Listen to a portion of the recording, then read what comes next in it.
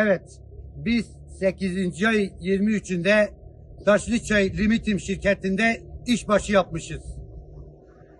Ve 5 ay 29 gün işkur adı altında bizi çalıştırmışlar. Aynı şirkette askeri ücretli olarak çalıştırdılar.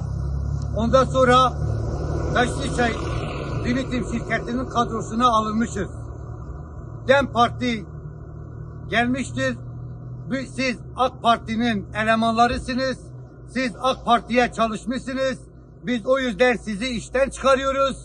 Bizi ayın 7'sinde iş çıkışlarımızı vermişler. Artı 10 gündür bizi sigortasız ve bedavadan çalıştırmışlar. Bütün Taşçay'ın işini bize yaptırmışlar. Başkan şu anda bizimle görüşmüyor. Biz yetkili yerlere sesleniyoruz. Allah rızası için 10 aile şu an perişandır, işsizdir, ekmeksizdir. Benim arkadaşım, ben onun adına da konuşuyorum. Kızı eples hastasıdır. Bu işe dayanarak 110 milyar kredi çekmiştir ve gidip kızının ilacını almıştır. Bu çocuk şu an ağlaya ağlaya gidiyor.